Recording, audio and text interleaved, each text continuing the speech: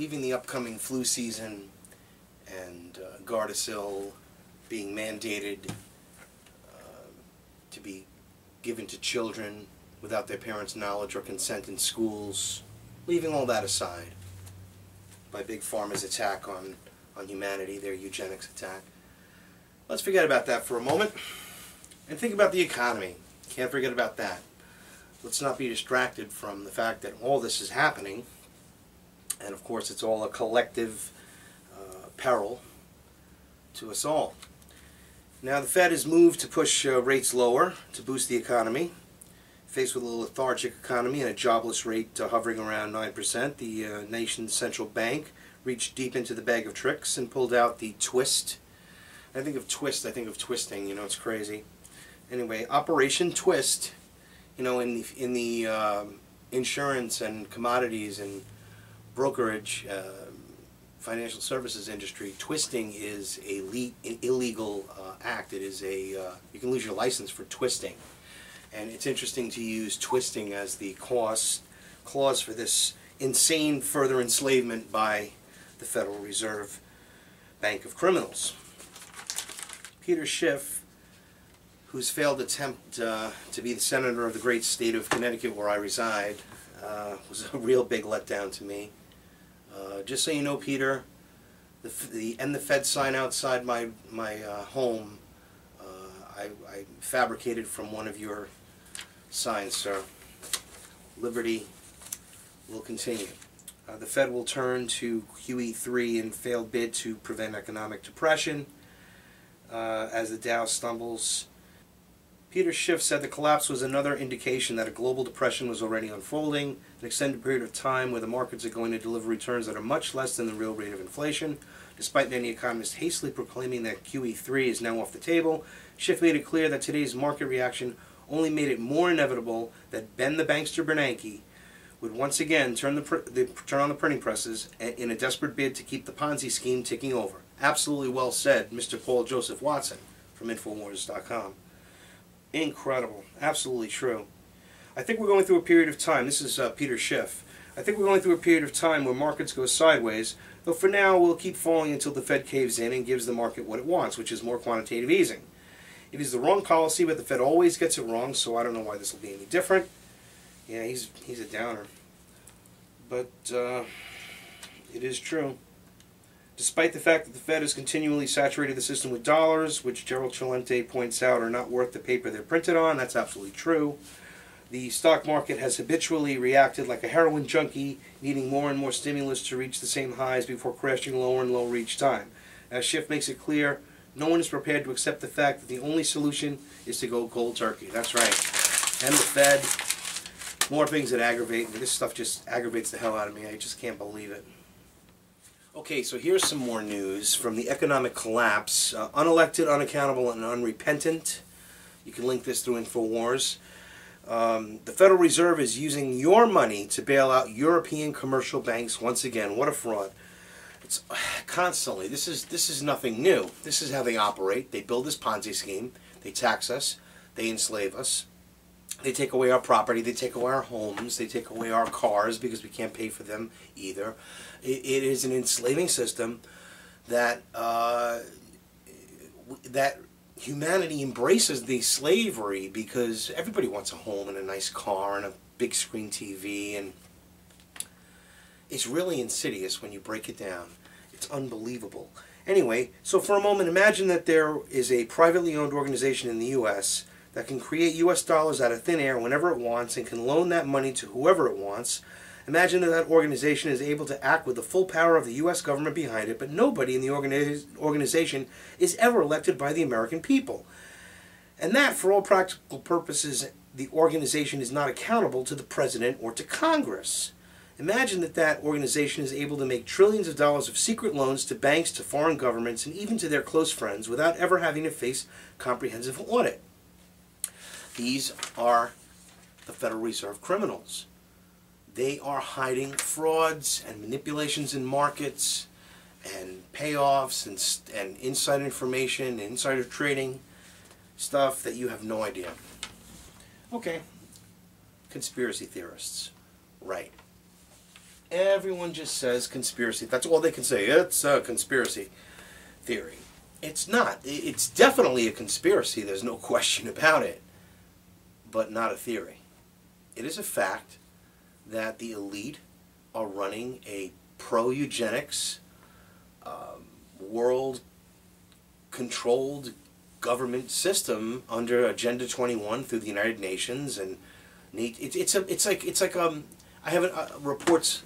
I'm not doing it tonight, but reports that I've been working on with the UN. I mean, obviously everyone knows about Ahmadinejad and his rant at the UN.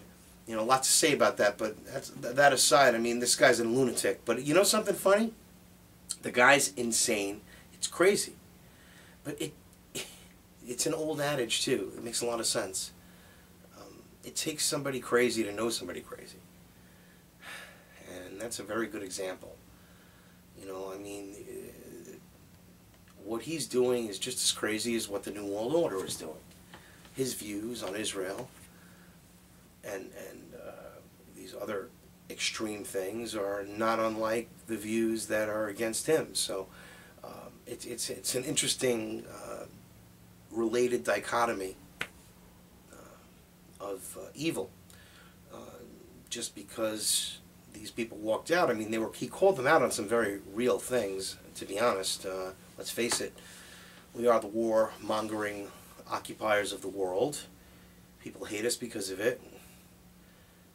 It's factual. I mean, Palestine, Obama's against Palestine being a state. You know, they should have been a state to begin with. I mean, and what are you doing? What are you talking about? You got to, you know, this is all the, you know, everybody's so conditioned to certain responses that they don't really look at what's actually happening. And I hate to keep going back to Nazi Germany, but it is. It's just the same Nazi mind control. It really never went away. And the medical, that's how it started in Nazi Germany with the medical tyranny and the medical eugenics that was out in the open. But now everything's under the covers. Like I've said many times, what Hitler could not achieve by force, the globalists and the same influences that funded Hitler and were working towards this communist, fascist, you know, corporatist world, controlled by them, have now shifted to the environmental movement, the green movement. So it's interesting, the oil interests are also the green interests. Oh, they've merged. No, they're just controlled by the same way. So the truth is that there's so much prosperity that can be made through what we currently have, with, of course, the future looking towards ways to improve the air quality and things, not throwing chemtrails in the air. That's insane. Anyway, I'm ranting. So, we were talking about money, Federal Reserve. Anyhow, so another article from Bob Chapman, the International Forecaster. High times to repatriate offshore trillions for taxation. Of course, we should be taxing these people. That's just part of the game. You know, these people are not getting taxed. That's part of the whole thing. They control the environmental movement that say don't bring the oil that could supply and lower costs. Even Daryl Hannah goes and throws herself, gets herself arrested in Washington. I mean, is that a publicity stunt? I mean, it sure sounds like one. I mean, does she really believe that that oil is this evil thing? I mean, you know, oil is being demonized, coal is being demonized, and they're actually, it's like, it's insane to think, but imagine you're Rockefeller and the interests of the crown, of the British crown, BP and all this, that you're actually sabotaging your own operations to make it look bad for you. It's hard to understand, but this is how they operate. This is the way they do it. So you're like, what? You're crazy. I'm losing money. Yes, of course you're losing money.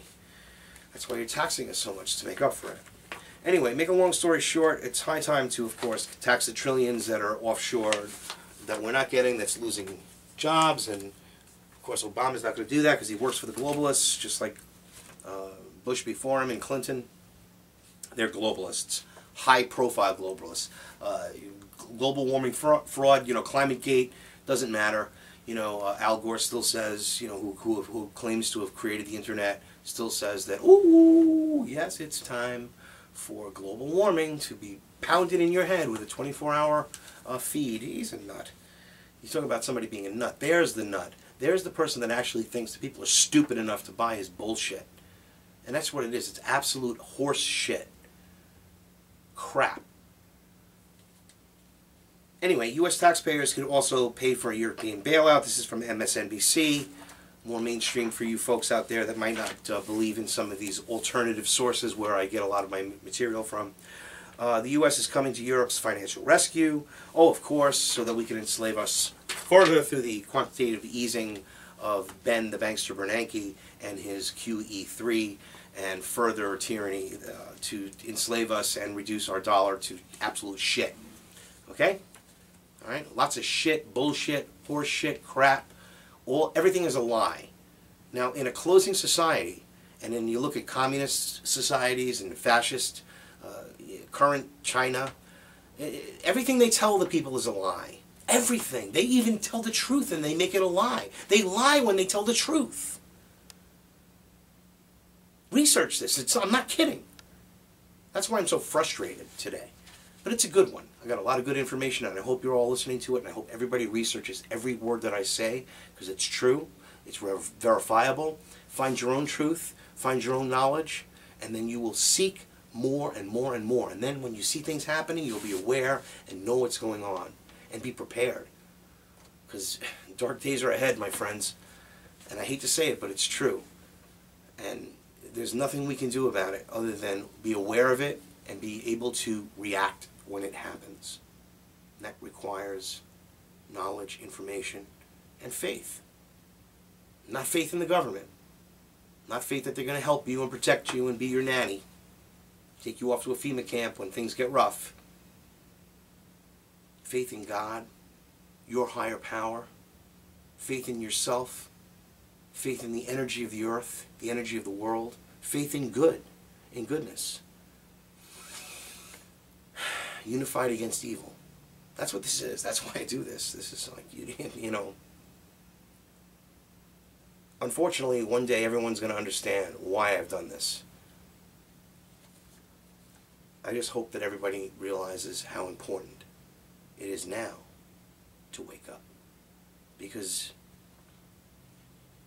there could be great loss at that point. I mean, life is never too late till it's over. But making the right decision at the right time historically is proven many times. When you look at the historic failures, and I'm not going to list them, but we all know them. The things if they were just done differently. If Cheney just didn't change the stand-down order in June so that NORAD would have responded in 15 minutes and shot down all 3 planes. Unfortunately, we'd have lost 3 planes of passengers. But they wouldn't have hit the towers, and certainly not the Pentagon, exactly where they hit. $3.2 billion worth of Pentagon funds were missing, and that's where the paperwork and computer information containing that information was. And it was just the day before, and everyone forgot about that $3.2 billion. It's just too horrific to think about. I just can't take it. Raising taxes in a recession is the last thing you want to do. Those are the words of Barack Obama. That's right. In a 75-minute meeting Sunday night, President Barack Obama once again demanded that more than $1 trillion in tax increases be part of any deficit reduction package attached to a vote on the debt ceiling. In the session, Obama rejected a Republican proposal to seek $2.5 trillion in spending cuts and reforms and insisted on higher taxes on businesses and wealthy individuals. It's a curious position given the anemic economic growth and rising unemployment. And it's even more curious considering that Obama himself has warned about the effects of raising taxes in a struggling economy. In August 2009, on a visit to Elkhart, Indiana, to tout his stimulus plan, Obama sat down with NBC's Chuck Todd and was conveyed a simple request from Elkhart resident Scott Ferguson, how raising taxes on anyone during a deep recession is going to help with the economy. Obama agreed with Ferguson's premise: raising taxes in a recession is a bad idea. First of all, Obama said, normally you don't raise taxes in a recession, which is why we haven't, and why we've instead, I guess what I'd say to Scott is, his economics are right. You don't raise taxes in a recession.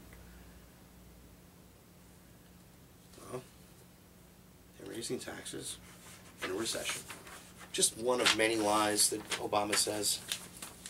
They're deindustrializing us, folks. It's just going to get worse. There are not going to be any jobs. It's all horse shit. More horse shit. Oh, ex-President Clinton to Newsmax, raising taxes won't work. Yeah, he knows. He knows all about manipulating shit.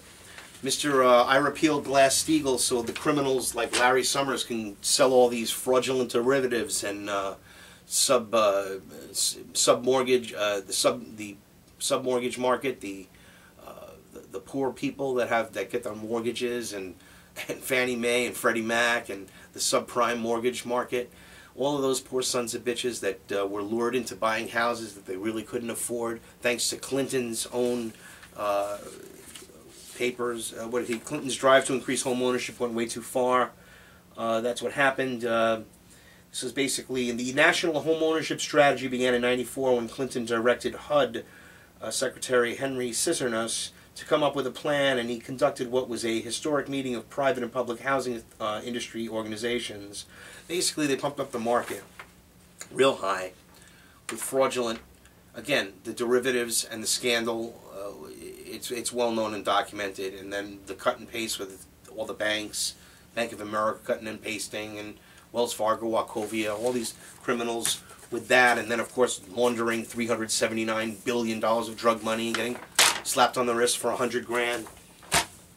This is America, land of the free and the home of the brave, where if you speak up against tyranny, you will be enslaved, ridiculed, laughed at, whatever else you want to throw at me, spit at me, shoot at me, punch me, kick me, fight me. I don't care. It doesn't matter. What matters is the truth. And that's why I do this.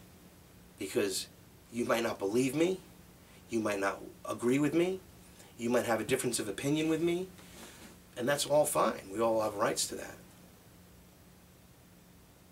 But the government is coming down on our society. They are poisoning us through water. They are poisoning us through food. They are poisoning us in the air. I mean, the Lord in heaven. John P. Holdren is our science czar. They are mandating vaccines. It's just overwhelming tyranny, and nobody's awake to it. I think it would never happen. That's what they said about Hitler. And I don't really care what anybody says. I really don't care what you think. But please, don't dismiss it. This is the only world we have. And we are being... My son is not going to grow up in a totalitarian country. And I know you all might think I'm crazy, but that's where we're going. By my over my dead body is my son going to inherit a totalitarian country that this is becoming. And we're going to do it peacefully. We're going to do it on the books. We're going to wake people up to the realities. We're going to prosecute these criminals that have been poisoning society. We're going to uncover the truth. And I don't care how much money they have or how much influence they have. Understand that the knowledge that I have and have researched and learned about, most people don't know. And I feel that I have an obligation to share that knowledge. So I make the time. I don't care if it's 30 hours a week. So 30 and 12, that's 60, so that's 7. So I work 80 hours a week. I don't sleep that much. But I still have time to have dinner with my family every night. We go places, we take trips. I play with my son. I check his homework. And I teach him the Constitution. Now what are you doing? What are you doing to ensure the freedom and liberty that you all take for granted and think that it's just going to be protected by someone else? The nannies that will enslave you, maybe even can take your life. I hope I'm getting through to you folks. I will. Because I'm not going to stop.